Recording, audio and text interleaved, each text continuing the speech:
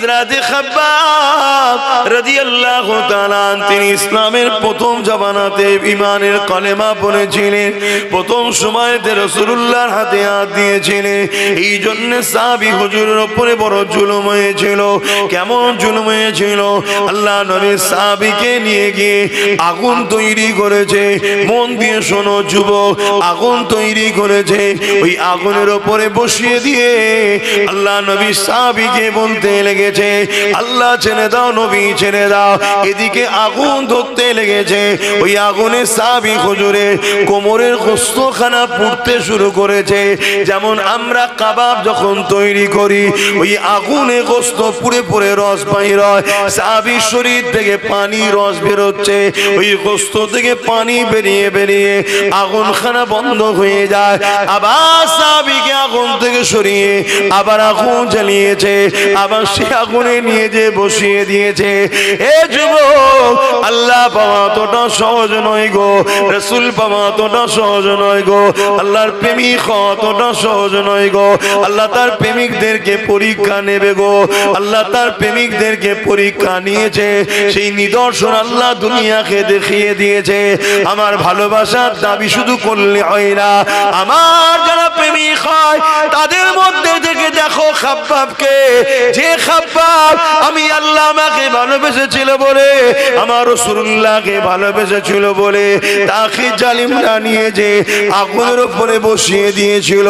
ওই আগুনের কষ্ট পড়তে পড়তে পড়তে বারবার আগুন বন্ধ হয়ে যায়, আবার আগুন ধরায়, আবার বসানো হয়, আর বারবার বলা হয়, এ খাব্বাব আল্লাহ রাসূলকে ছেড়ে দাও।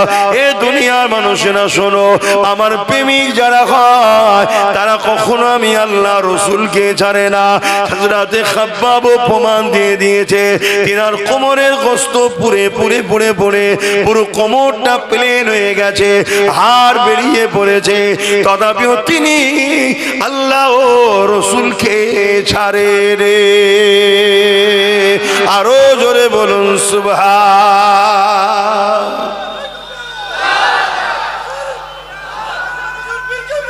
আল্লাহু আকবার। আল্লাহ প্রেমিক তো এরকমই হয়। শুনছো, আমাদের ঈমান এত আছে তো, আল্লাহ না আমাকে এত কঠিন পরীক্ষা লাই, আমি তো আল্লাহর কাছে ভিক্ষা চাই, খোদা এত কঠিন পরীক্ষা নেবেন না।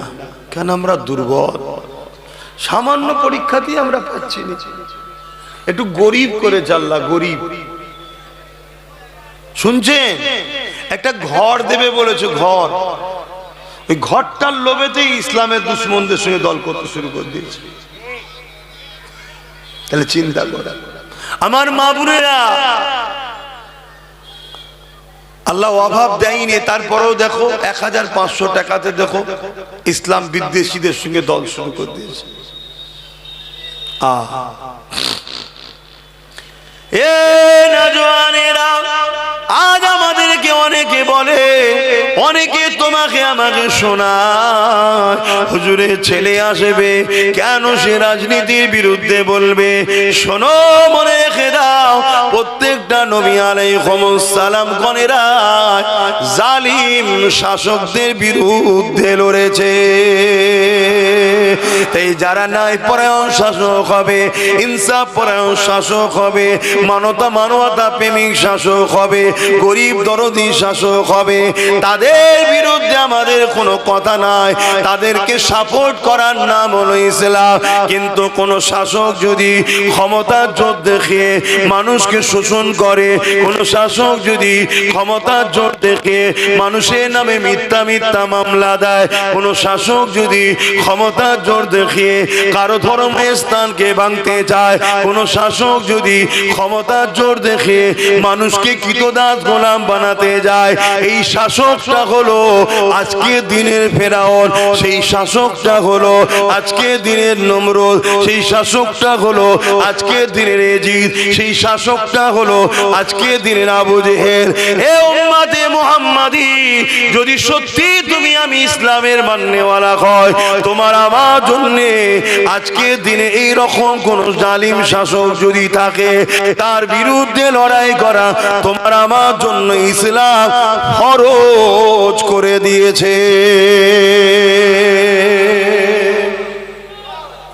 ইসলামকে বোঝো।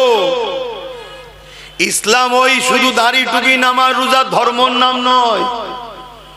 অনেকে মনে করে ইসলামে শুধু দাড়ি টুপি নামাজ রোজা, দাড়ি টুপি নামাজ রোজা, দাড়ি টুপি নামাজ রোজা, মসজিদ বানাও মাদ্রাসা বানাও। এই ধর্মের নাম শুধু ইসলাম নয়। হ্যাঁ, এগুলো ইসলামের মধ্যে, কিন্তু মনে রেখে দিও ইসলাম দাঁড়িয়ে আছে দুটো পাট্টির উপরে। কুনতুম খায়রা উম্মাতিন উখরিজাত লিন-নাস তা'মুরুনা বিল মা'রুফ ওয়া তানহাউনা আনিল মুনকার। অন্যায়কে, জুলুমকে, অত্যাচারকে, সন্ত্রাসবাদকে, মিথ্যাবাদকে মিটিয়ে দিয়ে ন্যায় প্রতিষ্ঠিত করার নাম হলো ইসলাম। জোরে বলুন সুবহানাল্লাহ। এতগুলো ক্যামেরায় রেকর্ড হচ্ছে আর এতগুলো মানুষ শুনছে। আমার এই কথার মোকাবেলায় কোনো মুফতি মাওলানা এসে বলুক এটা ভুল বলছে, কথা শুনছেন? আপনাদের ঘরে বড় প্ল্যান মাফিক নকল ইসলাম ধরিয়ে দেওয়া হয়েছে। শুধু বলেছে মসজিদে যাও, নামাজ পড়ো, রোজা রাখো, দাড়ি রাখো, হজ করো, টুপি পড়ো, আল্লাহ আল্লাহ করো, আল্লাহ আল্লাহ করো, জান্নাত যাবে, জান্নাত যাবে, জান্নাত যাবে। আল্লাহর জমিনের উপরে ন্যায়কে প্রতিষ্ঠিত করার জন্য নবীরা শহীদ হয়েছে। বনি ইসরাইল কওমে ৭০,০০০ কম বেশি নবী আল্লাহ দিয়েছিল। জুলুমের বিরুদ্ধে বলার জন্য নবীদেরকে সেই জালিমরা শহীদ করে দিয়েছে। আর তুমি আমি ঠান্ডায় কম্বল মুড়ি দিয়ে তসবিহ পরে জান্নাত চলে যাও মনে করছো নাকি? হ্যাঁ, আমার অসুবিধা হচ্ছে, বোঝো বাপ। কেন? জুলুম যখন ভয়ানক হবে তখন তোমার মসজিদ নিরাপদে আর থাকবে না, মাদ্রাসা নিরাপদে আর থাকবে না, তোমার খানকা আমার দরবার নিরাপদে, তোমার ঘরের মেয়ে, তোমার বোন, তোমার মা আর নিরাপদে থাকবে না। জুলুমকে মিটাবার নাম হলো ইসলাম। আমি তো ইতিহাস তোমাকে শোনাচ্ছি, দেখো হাদিস, তারিখে হাদিস। আল্লাহ নবীর উপরে মক্কার জালিমরা, এ যুবকেরা, তরুণেরা কত অত্যাচার করেছিল। আল্লাহ নবীর দান্দা মোবারককে শহীদ পর্যন্ত করে দিয়েছে।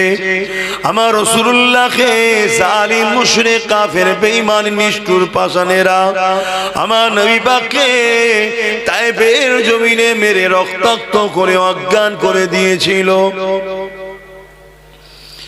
এ নবীর উম্মত উম্মতিরা, আল্লাহ নবীর পক্ষে থাকবে বলবে, ন্যায়ের পক্ষে থাকবে বলবে, বাধা হবে না, জুলুম হবে না। কেমন তুমি তাহলে পক্ষে রয়েছো? কেমন তুমি তাহলে ন্যায়ের পক্ষে রয়েছো? আমার আল্লাহ তোমাকে পরীক্ষা নেবে, যেমন বেলাল হুজুরকে পরীক্ষা নিয়েছিল। হযরতে বেলাল গোপনে গোপনে গোপনে গোপনে আমার রাসূলুল্লাহর কাছে এসে ইমানে নূরের কালেমা পড়ে ইসলাম কবুল করে, আল্লাহ নবীর পক্ষে চলে যায়। বেলালের অন্তরে ঈমান রয়েছে, দুনিয়ার কেউ জানে না। বেলালের দুনিয়ার মনিব ছিল উমাইয়া। তখন মানুষ কিনা বেচা হতো, আল্লাহ নবী তো এই দাসত্ব প্রথাকে বন্ধ করে দিয়েছে। এ যুবকেরা, তরুণেরা, উমাইয়ার পানি এমন করে আল্লাহ বেলালের খবর পৌঁছে দিল। বেলালের পরীক্ষা শুরু হয়ে গেল। বেলালকে উমাইয়া ডেকে জিজ্ঞাসা করতে লেগেছে, এ বেলাল, শুনলাম নাকি তুমি আমাদের দল ছেড়ে দিয়ে মুহাম্মদ রাসূলুল্লাহ দলে চলে গেছো। ওই সময় বেলাল চিন্তা করতে লেগেছে, আমি যদি সত্য কথা বলি এ জালিমরা আমাকে মেরে দেবে। আইন বলে কিছু ছিল না, ইনসাফ বলে কিছু ছিল না, মানবতা বলে কিছু ছিল না। আজ তুমি আমি আমি চুপ থাকার দরুন আজও তোমার আমার সমাজ থেকে আইন বলে আর কিছু নেই, মানবতা বলে আর কিছু নেই, ইনসাফ বলে আর কিছু নেই, বিচার বলে আর কিছু নেই। আইনের গলাতে শাসকের জুলুমের বেল্ট পরিয়ে দিয়ে তাকে গলা টিপে রেখে দেওয়া হয়েছে। এর জন্য দোষী তুমি আমি, কেন চুপ থাকার জন্য অন্যায় মাথা চারা দিয়ে দিয়েছে।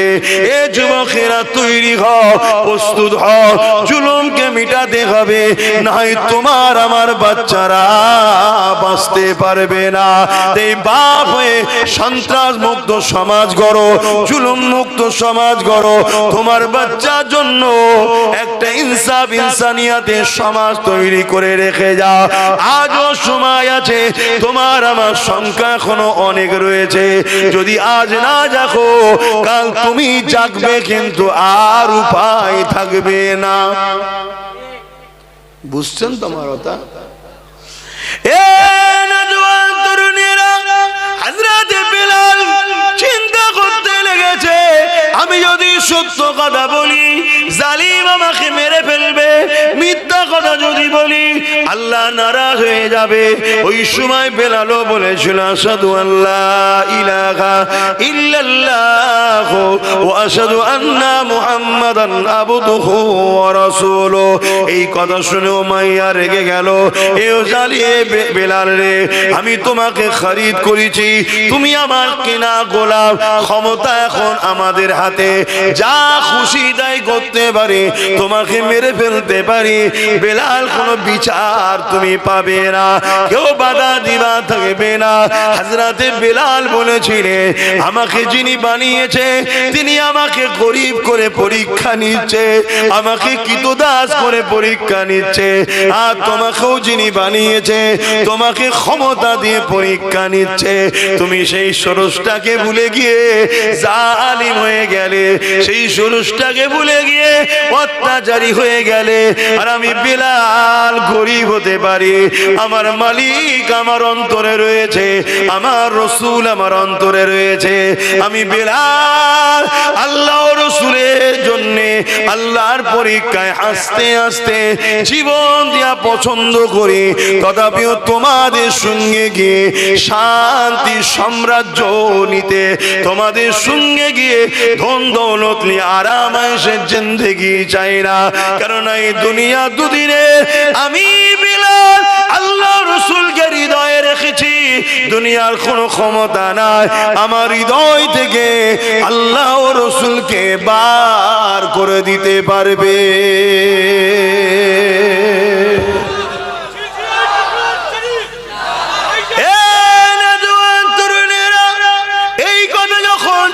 শুনলো জালিম রেগে লাল হয়ে যায়, বেলালের কোমরে লোহার বেড়ি পরালো, পায়ে বেড়ি পরালো, কোমরে রশি দিয়ে বাঁধলো, গলায় বেল পরিয়ে নিল।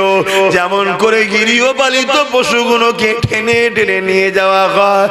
আরে গরিব বেলাল, হাফসি দেশের বেলাল, আমার রাসূলুল্লাহ দিওয়ানা, আল্লাহর দিওয়ানা, তাকে এইভাবে টেনে টেনে নিয়ে গিয়ে মক্কার বাজারে হাজির করলো। ভিড় জড়ো হয়ে গেল, ভিড়ের সামনে লোহাকে আগুনে দিয়ে গরম করে বেলালের ঠোঁটে মুখে ছ্যাঁকা দিতে লেগেছে। যে ছ্যাঁকার জন্য বেলালের ঠোঁট ফেটে গিয়েছিল, ঠোঁট পুড়ে গিয়েছিল, তাই হযরতে বেলাল তুতলা হয়ে গিয়েছিল। বেলালের ঠোঁট গুলো জীব গুলোকে পোড়াতে লেগেছে।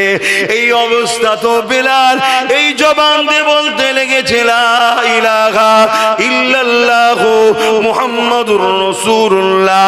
হে যুবক, মন দিয়ে শোনো, এখন পাপ তোমার কোমর পর্যন্ত উঠেছে, এখানেই যদি তুমি দাবিয়ে পায়ের তলায় নামাতে না পারো, এই পাপ আগামী দিন তোমার বুক পর্যন্ত উঠবে, এই পাপ আগামী দিন গলা পর্যন্ত উঠবে। একটা দিন আসবে এই জালিম শাসকরা তাদের প্রশাসন দিয়ে তোমাদের ঘরের কোরআনকে ব্যান করবে। এই জালিম শাসকরা একটা দিন আসবে প্রশাসন দিয়ে তোমাদের বাড়ির মেয়েদেরকে উঠিয়ে নিয়ে যাবে, বাজারে তাদেরকে নিলামে তোলা হবে। একটা দিন আসবে এই প্রশাসন দিয়ে এই জালিম শাসকরা তোমার আমাকে জোর করে বলবে আল্লাহ ছেড়ে দে, নবী ছেড়ে দে। তুমি এখন ভাবছো তারা না হয় আমার মসজিদ নিচ্ছে, আমি আমার ঘরে নামাজ পড়ে নেব। এদের লক্ষ্য তোমার মসজিদ মাদ্রাসা লিবা নয়, এদের লক্ষ্য হলো তোমাদেরকে মেরে দেওয়া, তোমাদেরকে শেষ করে দেওয়া। তার প্রথম পেহচানটাকে এরা মিটাতে লেগেছে, তারপরে তোমাদেরকে টার্গেট করবে। কারণ এরা জানে যতদিন তোমার আমার মধ্যে আল্লাহ ও রাসূলের মহব্বত আছে, এদের অন্যায় সাম্রাজ্য টিকে থাকতে পারবে না। এরা যে ফেরাউনের মতো আজও খোদা হতে চাইছে, নমরুদের মতো আজও এরা খোদা হতে চাইছে। এরা গরিব অসহায় দুঃখী অন্য ধর্মের মানুষকে তো কৃতদাস দাসী বানিয়ে দিয়েছে, কিন্তু উম্মতে মুহাম্মাদি তোমাকে আমাকে কিন্তু কৃতদাস বানাতে পারেনি। তাই এরা যেমন করে হোক তোমাকে আমাকে মিটিয়ে দিবার চেষ্টা করছে। সেদিন বেলাল হুজুরের ওপরে মক্কার বাজারেতে নানা দিক দিয়ে অত্যাচার শুরু হয়েছে। কেউ পাথর ছুঁড়ে মারে, কেউ রড দিয়ে মারে, কেউ বেরি দিয়ে মারে, এমন করে চারিদিক থেকে বেলালকে মারে। আরে কেন মারিস রে? কি করেছে রে? বেলাল কি চুরি করেছে? না চুরি করেনি। খুন করেছে? না করেনি। কেন তাহলে মারিস? বেলালের অপরাধ কি? রেপ করেছে? না করেনি। তাহলে কি অপরাধ করেছে? বেলাল মুহাম্মদ রাসূলুল্লাহর সাথে চলে গেছে। হে মুহাম্মদ রাসূলুল্লাহ, ইনসাফের নাম, ইনসানিয়াতের নাম, মানবতার নাম, প্রেমের নাম, অধিকারের নাম, সর্বধর্মের মানুষের পক্ষে লড়াই করা ব্যক্তির নাম হলো মুহাম্মদ রাসূলুল্লাহ। সেই মুহাম্মদ রাসূলের দিকে চলে গেছে, এই জন্য বেলালকে মারা হতে লেগেছে। এ যুবকেরা, আজকে দিনও রেপিস্টকে গলায় ফুলের মালা দেওয়া হয়, আর সায়েন্টিস্টদের ঘরে জেলে ভরা হয়। আজকে দিনের খুনিদের ঘরে নেতা বানানো হয়, আর শিক্ষকদের ঘরে মেরে জেলে ভরা হয়। আজকে দিনও এ যুবকেরা, তরুণেরা, দেশদ্রোহীদের ঘরে ফুলের মালা দেওয়া হয়, আর দেশপ্রেমিকদের ঘরে আতঙ্কবাদী বলে জেলে ভরা হয়। হাওয়া কিন্তু বুঝতে হবে, হাওয়া যদি না বুঝতে পারো তাহলে কঠিন বিপদ যখন এসে যাবে তখন আর কিছু করা থাকবে না। তাই তোমাকে আমি উম্মতে মুহাম্মাদি হিসাবে তোমাদেরকে বুঝিয়ে দিয়ে যাই, পরিবর্তন হও, দিন থেকে শিক্ষা নাও, রাসূল থেকে শিক্ষা নাও, ইসলাম থেকে শিক্ষা নাও, যুগে যুগের ইতিহাস থেকে শিক্ষা নাও। হযরত বেলালের উপরে এত জুলুম হয়েছে, কিন্তু তথাপিও বেলাল আল্লাহ রাসূল ছেড়ে দেয়নি। আরো জোরে বলুন সুবহান।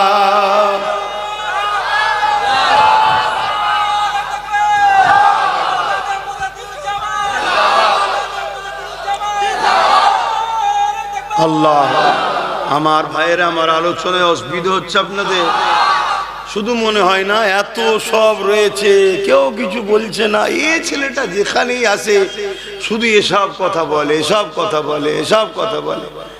দেখেন, অনেকে বলতে চায় কিন্তু তারা বিভিন্ন কারণে হয়তো বলতে পারে না।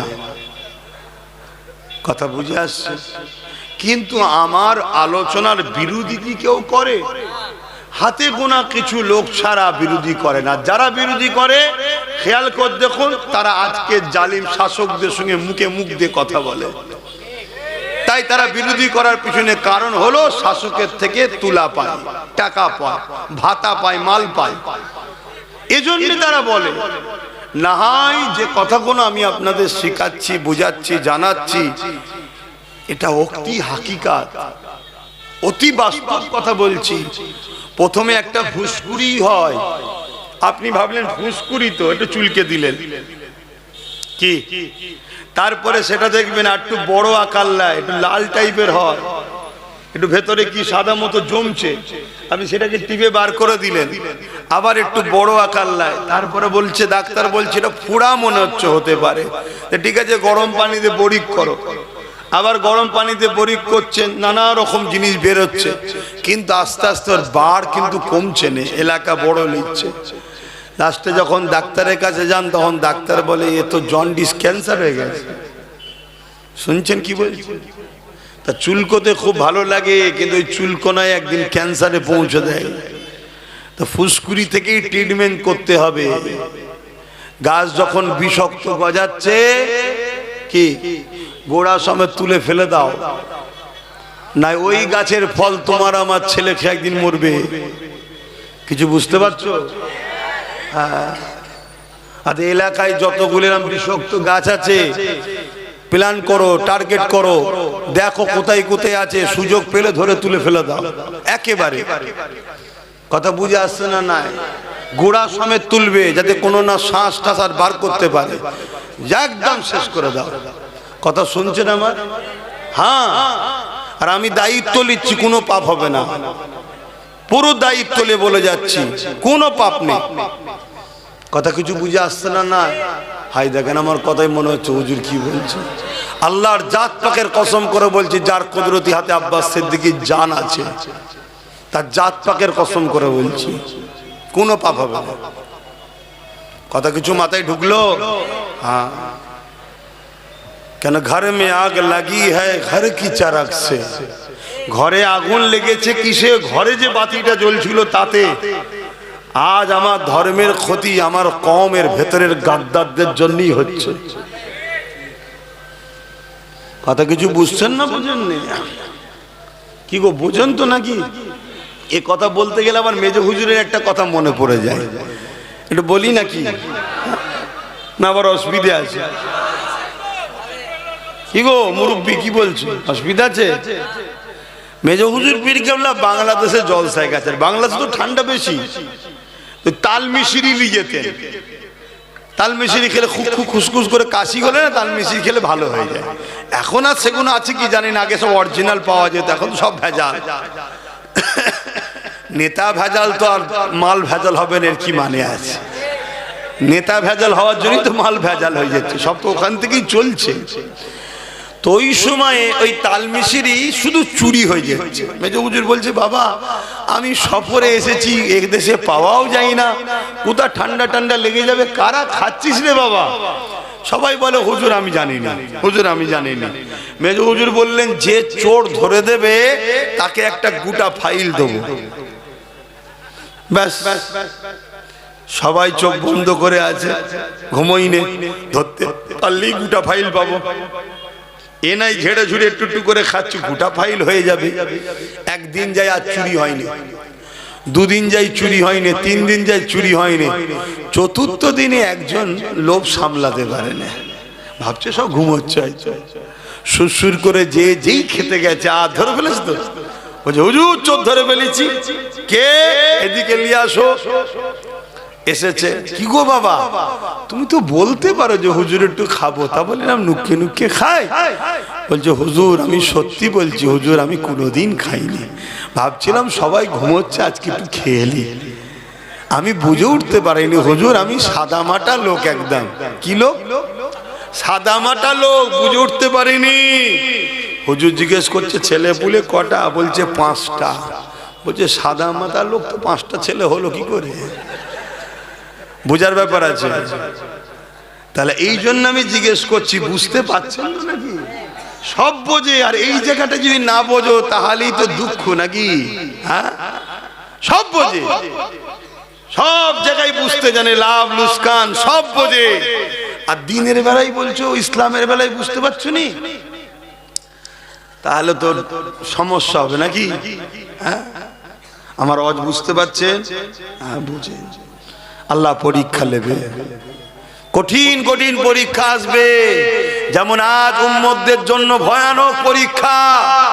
একদিকে বিজেপি সরকার হুমকি দিচ্ছে মুসলমানদের তাড়িয়ে দেবো, এনআরসি করবো, এটা করবো, ওটা করবো, মোল্লাদেরকে মেরে দাও, কেটে দাও, হ্যান করো, ত্যান করো। অপরদিকে আবার যাকে ভালোবেসে আমরা দল করেছিলাম সেও আবার বিজেপির আইনকে মেনে নিয়েছে। করেছে না করেন? তাহলে কোন কঠিন পরীক্ষা এসে গেলাম বলো? একদিকে না হয় ওর জ্বালায় এর সাথে ছিলাম, কি ওর জ্বালাতেই ছিলেন তো নাকি, আবার ওর সাথে হাত মিলিয়ে দিয়েছি। দেখুন কত কঠিন পরীক্ষা। পরীক্ষা না পরীক্ষা না? হ্যাঁ। আবার কালকে দেখবেন অনেকে বুঝাবে এই ওরম করতে যাসনি, বিজেপি চলে আসবে, এলে দাঁড়িয়ে রাখতে পারবি নি, টুপি পরতে পারবি নি, তাড়িয়ে দেবে। এটাও একটা পরীক্ষা। কত কঠিন কঠিন পরীক্ষায় আমরা পড়ে যাচ্ছি দেখছেন। এসব পরীক্ষা আল্লাহ। এবারে ওই বান্দা কামিয়াবি হবে যে বান্দার মাথায় এটা যাবে, আমরা বিজেপিকেও ভয় করি না, এর উপরও আশা করি না, আমরা ভয় করি আল্লাহকে, সাহায্য চাই আল্লাহর কাছে। জোরে বলুন সুবহানাল্লাহ। ওই বান্দা দুনিয়াতেও কামিয়াবি হয়ে যাবে, আখিরাতেও কামিয়াবি হয়ে যাবে। জোরে বলুন সুবহানাল্লাহ। কথা বুঝে আসছে তো নাকি? কিন্তু সেই ঈমান আমরা রাখতে পারবো? আমরা তো ধৈর্যরা হয়ে যাব। এমন ভাবে আমাদের ব্রেনকে ওয়াশ করা হবে, কোথা থেকে? দেখা যাবে মসজিদ থেকে ব্রেন ওয়াশ হচ্ছে। এমন ভাবে ওয়াশ হবে কোথা থেকে? বড় বড় সব দরবার থেকে ওয়াশ হবে। আপনি ভাববেন কি করা যায়, কি করা যায়। হায় হায় হায়। এজন্যই তো আল্লাহ নবী বলেছেন আখিরি জামানা আমার উম্মত উম্মতিদেরকে যেন 1400 হিজরি দেখতে না হয়। কেন? আমার উম্মত উম্মতিরে আখিরি জামানায় এত ফিতনা হবে, এত ফাসাদ হবে, হাতের তালুতে আগুন রাখা থেকেও ঈমান বাঁচানো বড় কষ্ট হবে। হাতের তালুতে আগুন রাখতে পারবেন? এর থেকেও কষ্ট ঈমান বাঁচানো। তাহলে কি হবে?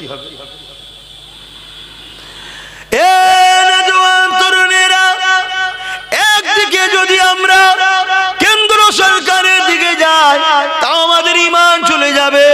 কেননা সে জালিম আমার মসজিদ মাদ্রাসার বিরুদ্ধে ওয়াকফ কালাকানুন তৈরি করেছে, অর্থাৎ সেই ইসলামের বিরুদ্ধে, মসজিদ মাদ্রাসার বিরুদ্ধে। তার দিকে কোনো মুসলমান যদি যায় সেখানেও ঈমান চলে যাবে।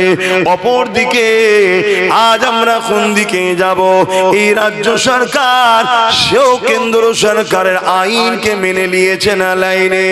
আল্লাহ নবী জানিয়ে দিলেন মুসলিম শরীফের হাদিস, অন্যায় দেখলে হাত দিয়ে রাখো, যদি হাত দিয়ে রুখতে না পারো মুখ দিয়ে প্রতিবাদ করো, যদি মুখ দিয়ে প্রতিবাদ করতে না পারো অন্তর থেকে ঘৃণা করে দূরে সরে যাও। অন্তর থেকে ঘৃণা করে যারা দূরে সরে যাবে তাদের মধ্যে ঈমান আছে, কিন্তু ঈমানটা হলো বড় দুর্বল। বুঝতে পারছেন?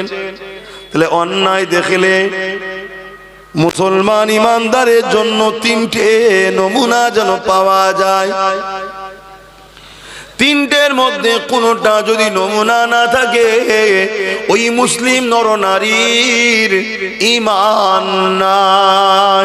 আর যার ঈমান নাই সে কবর থেকে শুরু করে প্রতিটা মঞ্জিলে আযাব আযাব আযাব আযাব, সর্বশেষে সারা জীবনের জন্য জাহান্নাম। আর ঈমান যদি থাকে, পৃথিবী পরিমাণ যদি গুনাহ করে ফেলে, আযাব খেটে খেটে খেটে খেটে একদিন না একদিন জান্নাত যাবে। তাহলে ঈমানের প্রয়োজন আছে না নাই? কিন্তু রাসূল বলছেন অন্যায় দেখলে হাত দিয়ে রুখে দাও। যদি হাত দিয়ে রোকার ক্ষমতা তোমার না থাকে মুখ দিয়ে প্রতিবাদ করো।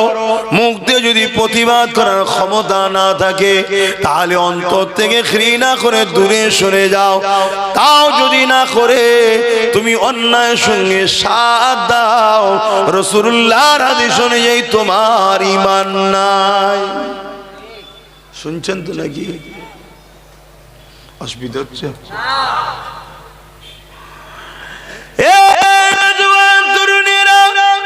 যুগে যুগে আমরা মসজিদ বানিয়েছি গাটের পয়সা, মেহনতের হালাল পয়সা দিয়ে।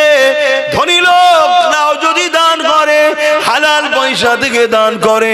আমরা মুসলমানদের কাছ থেকে এমন করে নিজেরা মেহনতের পয়সা দিয়ে মসজিদ মাদ্রাসা কবরস্থান ঈদগাহকে বানিয়েছে।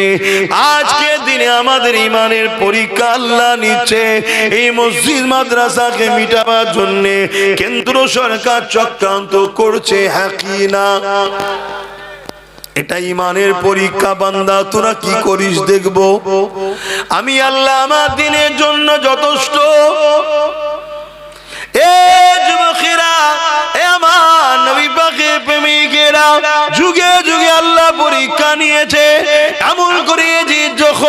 ইসলামের বিরোধী করেছিল, শরাবকে আবার জায়েজ করে দিয়েছিল, নিকায়ে মোতাকে আবার জায়েজ করে দিয়েছিল, কন্ট্রাকচুয়াল বিবাহ 1 মাসের জন্য 1 বছরের জন্য যেটা আমার রাসূলুল্লাহ হারাম করে দিয়েছিলেন, এটাকে নতুন করে এজিদ আবার এটাকে প্রতিষ্ঠিত করে দিয়েছিল।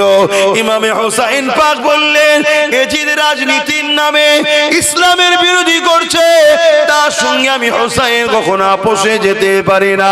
তার বিরোধী করতে শুরু করে দিলে, যখনই বিরোধী এজিদ ইমামে হোসাইন পাককে বলতে লাগলো, এ হোসাইন, মক্কা মদিনা তুমি নিয়ে নাও, বাকি সব জায়গা আমার থাকবে, তুমি আমার বিরোধী করো না।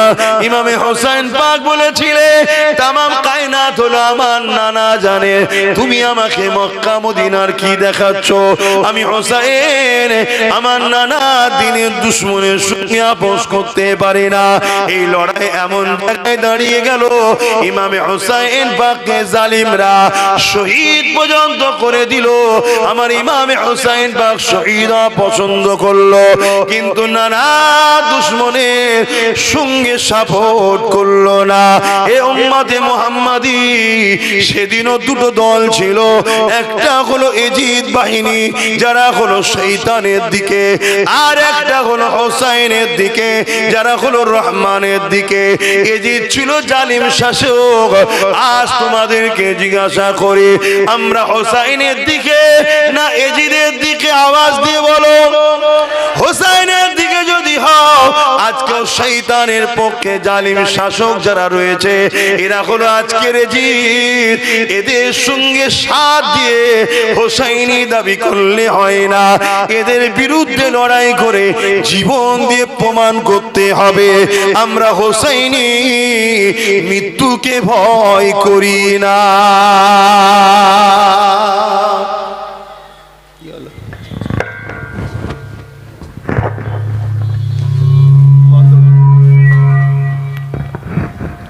দরুদ শরীফ আল্লাহুম্মা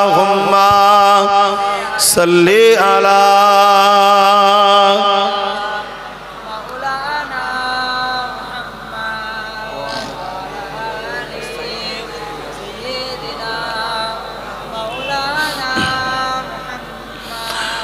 বারে বারে ভাবি একা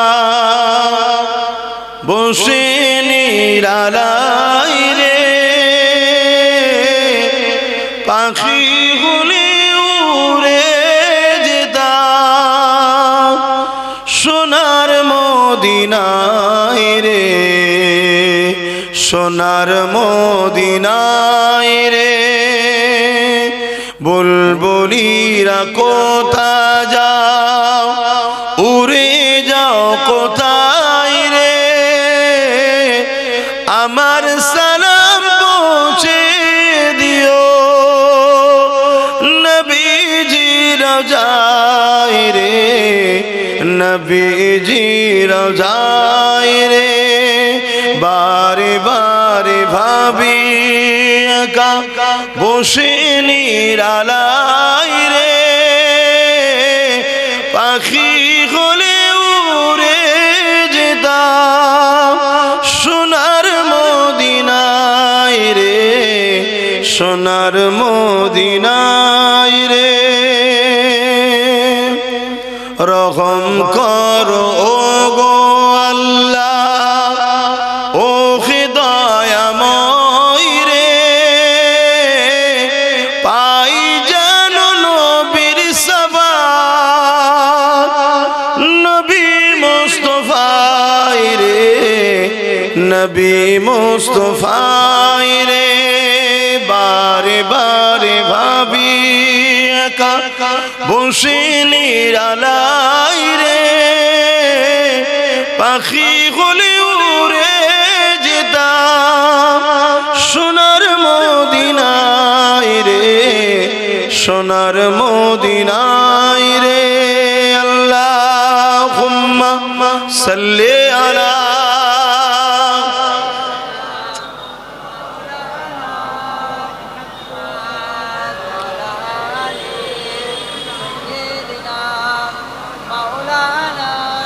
আমার আব্বা ভাইরা মায়েরা বোনেরা, কি অসুবিধা হচ্ছে নাকি বাপ ভাইদের? আমাদেরকে আল্লাহ পরীক্ষা নেবে না? আমাদের সামনে সব থেকে বড় ভয়ঙ্কর পরীক্ষা হলো ইসলামের দুশ্মন যারা ওয়াকাফকে মিটাচ্ছে তাদের হাত থেকে ওয়াকাফকে বাঁচানো। এটা পরীক্ষা না? পরীক্ষা না? সেদিন আমার রাসূলুল্লাহর খাতমে নবুয়াতের বিরোধী করেছিল মুসাইলামাতুল কাজ্জাব। 10,000 সাহাবাদেরকে নিয়ে আমার রাসূলের সাহাবী হযরত আবু বকর সিদ্দিক খাতমে নবুয়াতের পক্ষে নিজের বুকে তাজা খুন ঢেলে দিয়ে আমার রাসূলের খাতমে নবুয়াতকে মর্যাদাকে হেফাজতের জন্য লড়াই করেছিলেন। জোরে বলুন সুবহানাল্লাহ। আমি তো আপনাদেরকে বলবো না, আমরা যদি শুধু ঐক্যবদ্ধ হয়ে যেতে পারি, একতা হয়ে যেতে পারি, প্রতিটা গ্রামে গ্রামে যদি আমরা নিজেরা এক হয়ে যাই যে আমাদের কেউ দুশ্মন নয়, কেউ বন্ধু নয়, ওয়াকাফের যে দুশ্মন তারা আমাদের দুশ্মন। আমাদের দুশ্মন হিন্দু, আদিবাসী, দলিত, খ্রিস্টান, মতুয়া, এদের বিরুদ্ধে আমাদের লড়াই নয়। আমাদের লড়াই যারা আমার মসজিদকে মিটাতে চাইছে, মাদ্রাসা, কবরস্থান, ঈদগাহকে মিটাতে চাইছে, আমাদের লড়াই তার সাথে। তাই তো নাকি? বলুন, আল্লাহর ঘর, মসজিদ, মাদ্রাসা, ওয়াকাফকে বাঁচাবার জন্য লড়াই করার দরকার আছে না নাই? কারা লড়াই করতে রাজি আছেন একটু সাক্ষী দেন, লম্বা করে হাত তোলেন। আলহামদুলিল্লাহ, কেউ হাত তুলতে বাকি নেই তো? আল্লাহ কবুল করেন, আল্লাহ জান্নাত নসিব করে, বোন আল্লাহুম্মা আমিন। মনে রাখবেন, আমাদের আব্বা জান ইব্রাহিম আলাইহিস সালামকে আল্লাহ আগুনে ফেলে পরীক্ষা নিয়েছিল। জানেন তো ইতিহাস? বিশাল এক আগুন, একটা বিশাল গ্রাম এলাকা নিয়ে, এত বড় এলাকায় আব্বাজান ইব্রাহিম আলাইহিস সালামকে নমরুদ আগুনে ফেলছে, চরকিতে তুলেছে। কেন? কাছে যে ফেলতে পারছে না, চরকি ঘুরিয়ে দূর থেকে টেনে ফেলে দেবে। এমন সময় জিবরাইল সাল্লাম এসে চরকি ধরে ফেলেছে। আর এদিকে আগুনে পড়ার টাইমে আব্বাকে জিজ্ঞেস করা হচ্ছে যে আপনাকে কোনো হেল্প করব? হযরত ইব্রাহিম আলাইহিস সালাম বলেছিলেন, আমার আল্লাহ আমাকে পরীক্ষা নিচ্ছে। আমি যে বলেছি আল্লাহকে ভালোবাসি, কতটা ভালোবাসি ইব্রাহিম পরীক্ষা নিচ্ছে। আমার আল্লাহ আমাকে বাঁচাবার জন্য যথেষ্ট। জোরে বলুন সুবহানাল্লাহ। হে মুসলমান নবীর উম্মত, তোমাদেরকে বাঁচাবার জন্য আল্লাহ যথেষ্ট নয়? তাহলে অনেক মুনাফিক মুসলমান এসে বলবে যে তোমাদেরকে বাঁচাবার জন্য মমতা যথেষ্ট। বলবে না? বলবে না? যারাই বলবে জানবে যা মুনাফিক। কথা বুঝে আসছে না? নাই, আমাদের বাঁচাবার জন্য যথেষ্ট কে? জোরে বলুন কে? যদি এর উপরে প্রথম থেকে আমরা আমল করতাম, তাহলে আজকে কেন্দ্র সরকার এই আইন করার সাহস পেত না।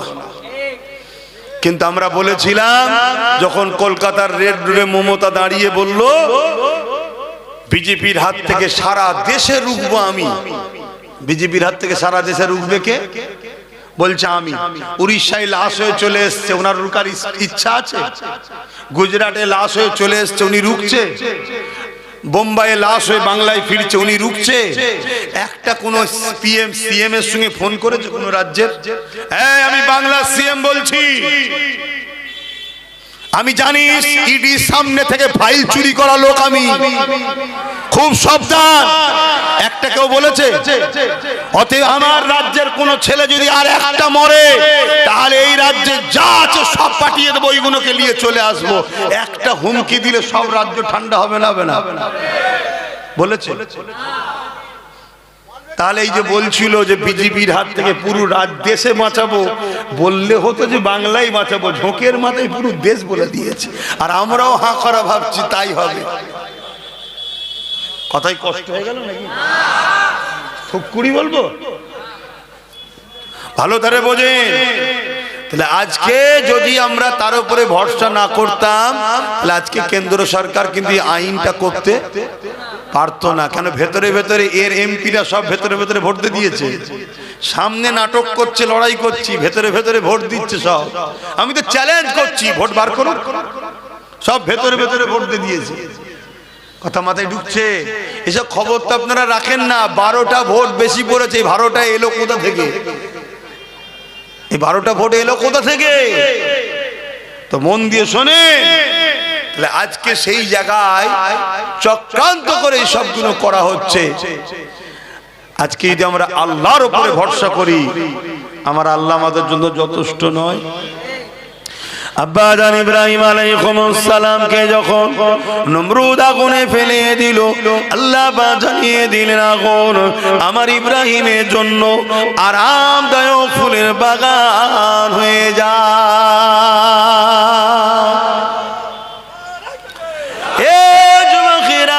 আব্বা জান ইব্রাহিম আলাইহিস সালামকে দুনিয়া সবাই দেখছে আগুনে ফেলেছে, কিন্তু আগুনের ভেতরে আল্লাহ পাক ফুলের বাগান তৈরি করেছে। যে আল্লাহ ইব্রাহিম নবীর জন্য আগুনের ভেতরে ফুলের বাগান বানাতে পারে, সেই আল্লাহর উপরে ভরসা রেখে আমরা যদি এক মুঠো হতে পারি, তাহলে আমাদের সামনে যত বাধা এসুক না কেন, সব বাধাকে ভেঙে ইনশাআল্লাহ আমরা আমাদের মসজিদ, আমাদের ঈদগাহ, আমাদের কবরস্থান, আমাদের ওয়াকফকে ইনশাআল্লাহ আমরা বাঁচাতে পারবো। এ যুবকেরা, তরুণেরা, তাই বলে দিয়ে যায় আল্লাহর উপরে ভরসা করে।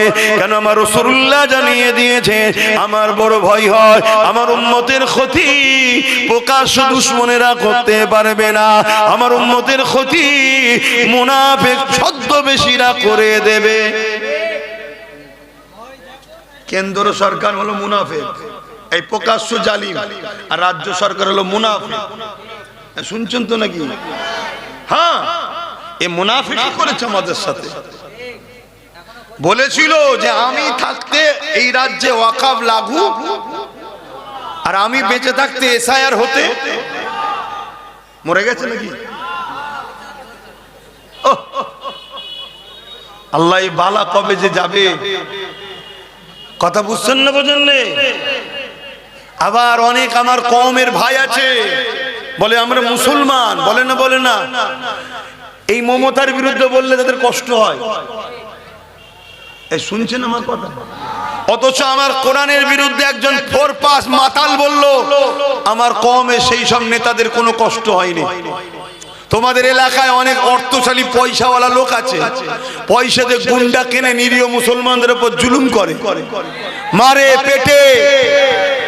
খোদা তো একবার বিয়জ্জুদিতে ফেলেছিল, আবার বার হয়ে গেছে। ও যদি হিদায়েত চাইতো খুব ভালো, না এবার যেদিন আল্লাহ ধরবে ওর আর রেহাই নেই। ও গরিবদের উপরে জুলুম করে। ও যদি সত্যি ওর অন্তরে ঈমান থাকে, আমি জানতে চাইছি, মমতার বিরুদ্ধে বললে তোর কষ্ট হয়, তাহলে আমার কোরআনের বিরুদ্ধে বললো তুই একটা কেস করলি না কেন? এটা প্রশ্ন তো নাকি?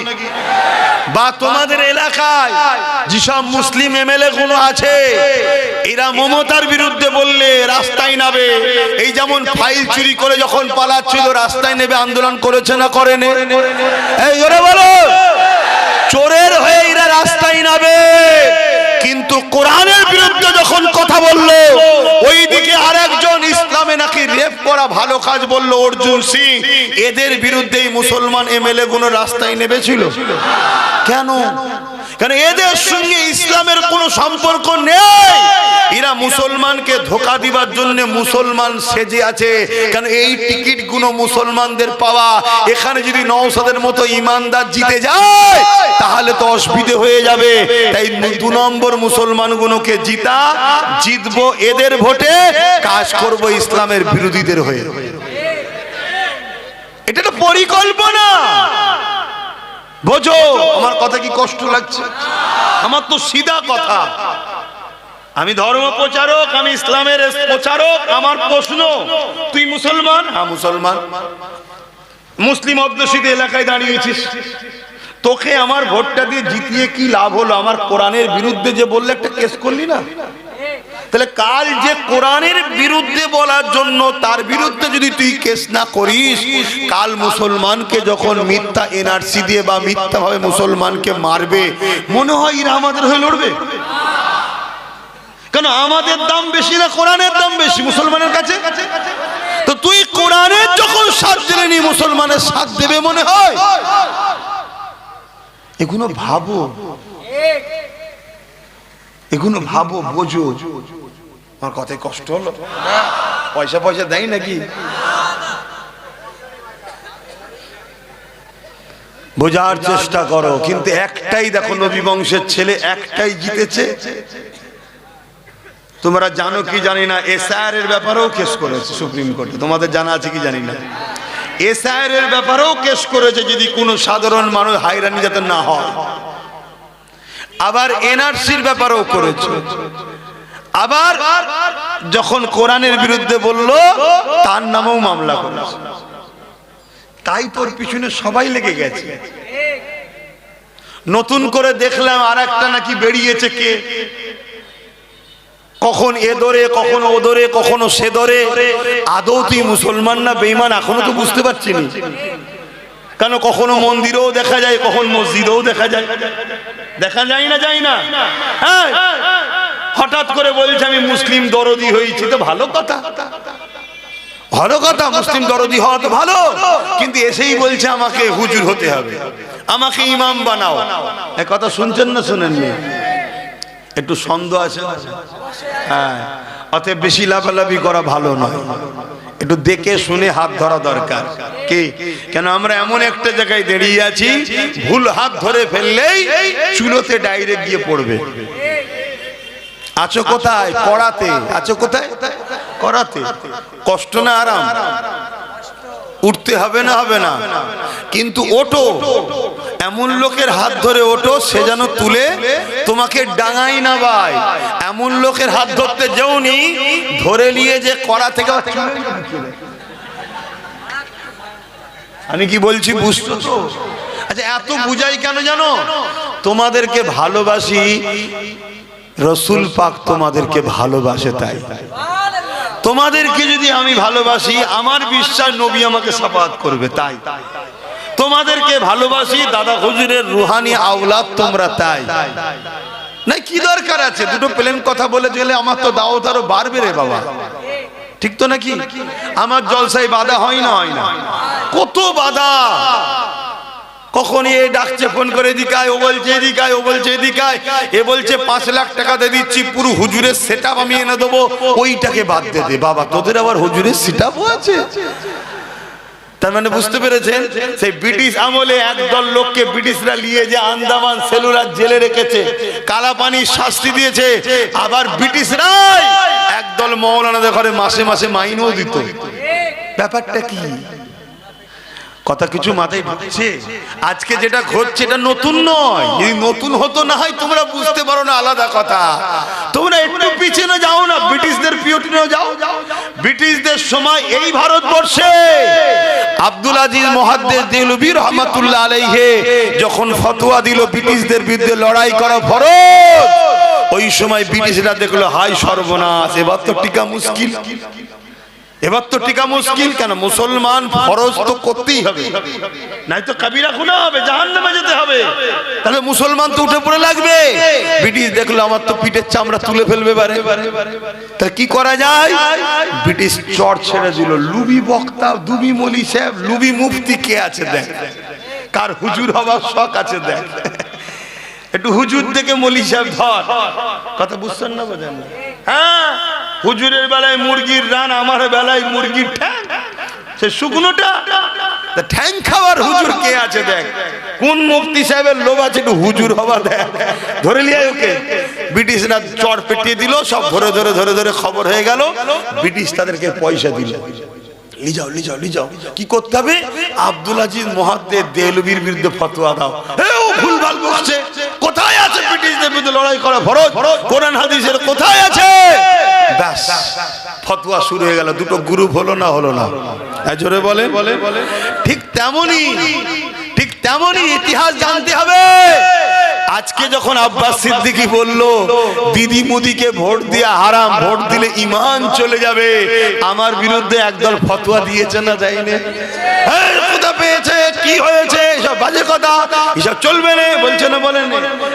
সেদিন ব্রিটিশ টাকা দিয়েছিল, আজকে ব্রিটিশদের বোন ডেকেছে এইদিকে আয়, এলে টাকা লিজা, টাকা লিজা, টাকা লিজা, আব্বাসের বিরুদ্ধে বল, আব্বাসের বিরুদ্ধে বল। বলছে না? বলেন। তা আমি তো বলছি তোদের হাতে সব ক্ষমতা। আমার এই ফতোয়াকে কাটার জন্য ব্রিকেট একটা ডেট কর।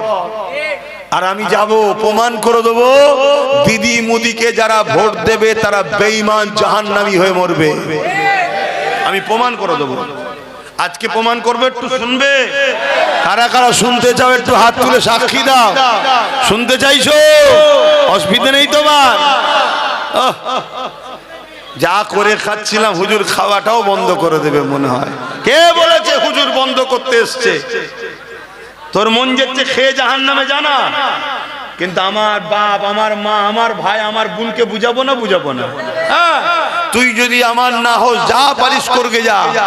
আমার রাসূলুল্লাহ দিনের জন্য তোর যদি দিলে দয়া না থাকে, ময়া না থাকে, তোর মধ্যে ঈমান তো আগে থেকেই নেই রে। তুই যত খুশি খা না।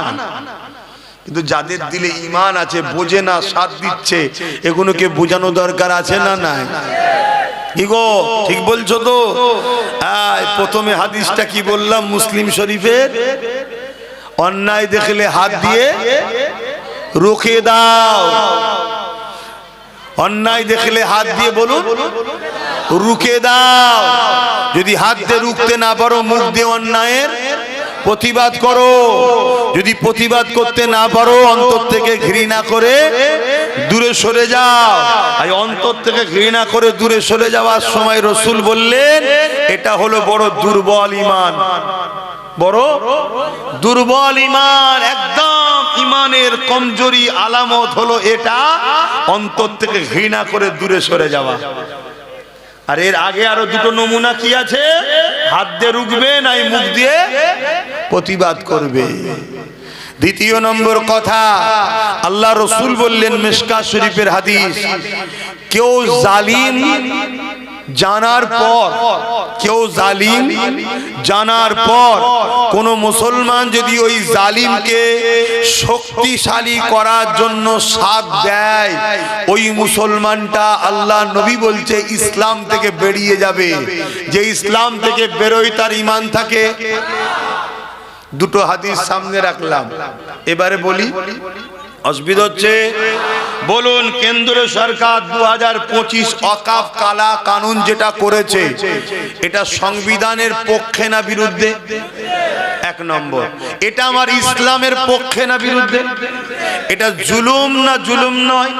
এটা অন্যায় না অন্যায় নয়? রাসূল বললেন অন্যায় দেখলে হাত দিয়ে। তাহলে কেন্দ্র সরকারের এই কালা কানুন, সংবিধান বিরোধী কানুন, ইসলাম বিরোধী কানুন, মসজিদ মাদ্রাসা কবরস্থান ঈদগাহকে মিটিয়ে দিবার চক্রান্তের কানুনকে রাসূলুল্লাহর হাদিস অনুযায়ী ঈমানের বৈশিষ্ট্যের মধ্যে প্রথম বৈশিষ্ট্য হলো হাত দিয়ে রুখতে হবে। যদি হাত দিয়ে রুখতে নাও পারি, কেন্দ্র সরকারের কালা কানুনের বিরুদ্ধে মুখ দিয়ে প্রতিবাদ করতে হবে। তোমার এই আইন মানছি না, তোমার এই কালা কানুন মিটিয়ে যাক মানছি না। এইভাবে প্রতিবাদ করতে গিয়ে যদি জেল হয় জেলে যেতে হবে, মার হয় মার খেতে হবে, যা হয় হবে। ঈমানকে বাঁচাবার স্বার্থে তোমাকে প্রতিবাদ করতে হবে। যদি প্রতিবাদ করার ক্ষমতাও তোমার না থাকে, কমসে কম কেন্দ্র সরকারের কালা কানুনের বিরুদ্ধে ঘৃণা করে দূরে সরে যেতে হবে। আর এই দূরে সরে যাওয়াটাও যারা করবে তাদের ঈমানটা কমসে কম আছে, কিন্তু বড় দুর্বল।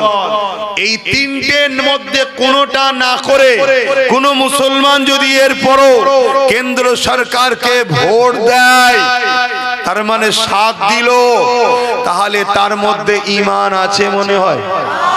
এই জোরে বলুন, বুঝে বুঝে বলছেন তো? রাসূল পাক সাল্লাল্লাহু আলাইহি ওয়াসাল্লামের হাদিস এটা। তাহলে তুমি ক্ষমতা নেই হাত দিয়ে রুখার, ঠিক আছে, মুখ দিয়ে প্রতিবাদ তাও করতে পারোনি, ঠিক আছে, আরে অন্তর থেকে ঘৃণা তো করো। তা না করে তুমি ওকে ভোট দিচ্ছ, তাহলে তুমি মূলত মসজিদ মাদ্রাসার বিরুদ্ধেই ভোট দিলে। যে মসজিদ মাদ্রাসার দুশমন হয় তার ঈমান থাকে? ঠিক এই কথাটা প্রথম বলেছিলাম। তারপরের কথা হলো এটাই, বুকে হাত দিয়ে বলো কেন্দ্র সরকারের বিরুদ্ধে আন্দোলন করব, আর রাজ্য সরকার বলবে দিল্লি গিয়ে আন্দোলন করো, আমি সব থেকে বড় দুশ্মন হব। এবং অনেক মুসলিম ছেলে আন্দোলন করার জন্য কেস দিয়েছে। তাহলে এই রাজ্য সরকার এটা ঠিক করছে না অন্যায় করছে? রাজ্য সরকার বলছে কোরআন শেষ হয়ে যাবে, আমার উন্নতি শেষ হবে না, এই কথাটা ঠিক বলছে না অন্যায় বলছে? রাজ্য সরকার রেশনের মাধ্যম দিয়ে নিরীহ নবীর উম্মতদের ঘরে প্রসাদ খাইয়ে কাফের বানাবে, এটা ঠিক করছে না অন্যায় করছে? রাজ্য সরকার স্লোগান তুলেছে ধর্ম যার যার, উৎসব সবার, ধর্ম যার যার, উৎসব সবার। আরে উৎসব তো ধর্মকে কেন্দ্র করে হয়। যে ধর্মে গায়রুল্লাহর উপাসনা করা হয় সেই উৎসবের সঙ্গে কোন মুসলমান যদি বলে এটা আমারও উৎসব, ওই মুসলমান মুশরিক কাফের হবে না? হবে না। তাহলে রাজ্য সরকার আমাদের ঘরে চাকরি দিল না, পড়া দিল না, পজিশন দিল না, অধিকার দিল না, উপরন্তু আমাদের ঘরে বেঈমান মুশরিক কাফের বানাচ্ছে, এটা ঠিক করছে না অন্যায় করছে? রাসূলুল্লাহর হাদিস, অন্যায়ের বিরুদ্ধে হাত দিয়ে লড়তে হবে। আবার রিসেন্ট এই কয়েক মাস আগে আবার রাজ্য সরকার কেন্দ্র সরকারের সেই ওয়াকফ কালা কানুনকে মেনে নিয়েছে না নেয়নি? জোরে বলুন। তাহলে কেন্দ্র সরকার আইন করেছে, এই আইনকে অ্যাকসেপ্ট করে বাংলায় লাগু করছে। তার প্রমাণ দুর্গাপুরে বোলডুজার দিয়ে মাদ্রাসা ভেঙেছে, নদিয়ায় বোলডুজার দিয়ে ঈদগাহ দখল এখনো চলছে। মন দিয়ে শোনেন, জেনে রাখেন। তাহলে ও যেমন ইসলাম বিরোধী করে, সংবিধান বিরোধী করে আইন করেছে, এও সেই আইনকে সাপোর্ট করে সংবিধান ও ইসলামের বিরোধী হয়েছে না হয়নি? রাসূলুল্লাহর হাদিস অনুযায়ী অন্যায়ের বিরুদ্ধে হাত দিয়ে লড়ো, ওর বিরুদ্ধেও লড়তে হবে, এর বিরুদ্ধেও লড়া দরকার আছে না নাই? কম যেমন রাসূলুল্লাহর হাদিস হাত দিয়ে যদি লড়তে না পারো, মুখ দিয়ে প্রতিবাদ করতে হবে, ওর বিরুদ্ধেও করতে হবে, এর বিরুদ্ধেও করা দরকার আছে না নাই? ঠিক তেমনই অন্তর থেকে ঘৃণা যদি প্রতিবাদ করতে নাও পারো, তাহলে ওর বিরুদ্ধেও যেমন অন্তর থেকে ঘৃণা, এর বিরুদ্ধে অন্তর থেকে ঘৃণার দরকার আছে না নাই? যেমন ওকে ভোট দিলে ঈমান থাকবে না, একেও ভোট দিলে ঈমান। জোরে বলো, আরো আওয়াজ দিয়ে বলো। রাসূলুল্লাহর হাদিসের বিরুদ্ধে কেউ যাবে না? কারা কারা যেতে ইচ্ছে আছে হুজুরের হাদিসের বিরুদ্ধে? যাও না, তোমার এলাকায় বেরোবে, দেখবে ভোটের সময় সব দেখা যাবে। দেখে নিয়ে বুঝে নেবে এ মুসলমান ঘরে জন্ম নিয়েছে, মুসলমান ঘরের ছেলে, কিন্তু এ দুনিয়াদারের জন্য বেঈমান হয়ে গেছে। এই সব মুসলমান জান্নাতে যাবে? তাসলিমা নার্সির নাম শুনেছেন না শোনেননি? মুসলমান ঘরে জন্ম হয়েছে না হয়নি? ওর ঈমান আছে? সালমান রুশদি মুসলমান ঘরে জন্ম হয়েছে না হয়নি? ঈমান আছে? এরকম কত রয়েছে রে বাপ। সেই পরীক্ষা শুরু হয়েছে আল্লাহর পক্ষ থেকে। এখন আমার শেষ কথা, নবীর দ্বিতীয় হাদিস, যে জালিম জানার পর কোন মুসলমান যদি তাকে সাথ দেয় ক্ষমতায় শক্তিশালী করার জন্যে, সেই মুসলমান ইসলাম থেকে বেরিয়ে যাবে। যে বেরিয়ে তার ঈমান থাকে। এবারে বলুন, কেন্দ্র সরকার মসজিদ মাদ্রাসা ওয়াকফকে মিটাতে চাইছে, এটা জুলুম না জুলুম নয়? রাজ্য সরকার এটা করছে, জুলুম না জুলুম নয়? তাহলে এই দুই সরকারকে কেউ যদি ভোট দেয়, শক্তিশালী করার জন্যই তো ভোট দেয়, সেই মুসলমানের কি ঈমান থাকবে, ইসলামে থাকবে? রাসূলুল্লাহর হাদিসটা তো শোনানো দরকার। আমার এই কথা শুনে 10টা বাপ, 10টা মা, 10টা ভাই হলো ঈমান হারা থেকে বাঁচতে পারে তো নাকি? আমার কথায় কারা একমত দিদি মুদিকে ভোট দেবেন না? একটু হাত তুলে সাক্ষী দেন। হাত লম্বা করে তোলেন, লম্বা করে হাত তুলে রাখবেন। এবার একটু দেখুন কেউ হাত তুলতে বাকি আছে কি, পাশাপাশি দেখুন কেউ হাত তুলতে বাকি আছে কি দেখুন।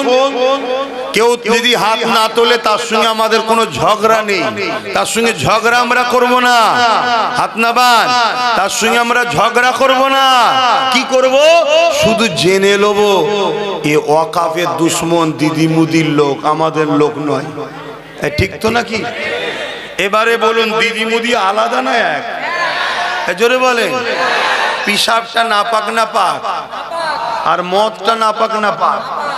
মদ কাপড়ে লেগেছে, পিশাব কাপড়ে লেগেছে বলে মদ দিয়ে ধুলে পাক হবে? তা মুদিকে রুকার জন্য এই নাপাক দিয়ে রুকবেন? আমার কথা ভুল হচ্ছে নাকি? এবার যদি বলেন তাহলে কি করব, একটাই লাঠি সবার ঘুম হারাম করেছে না করেনি? ওয়াকফকে বাঁচাবার স্বপ্ন আছে না নাই? বাঁচাবার রাস্তা দুটো। অসুবিধা হচ্ছে একটু বলবো? বাঁচাবার রাস্তা দুটো, যদি আপনাদের কোনো রাস্তা থাকে বলবেন, আমি শুনবো। আর একটা আপনাদেরকে আইন জানিয়ে দিই, আমার দেশ হলো যুক্তরাষ্ট্রীয় কাঠামো। কথা বুঝে আসছে? ল্যান্ড যে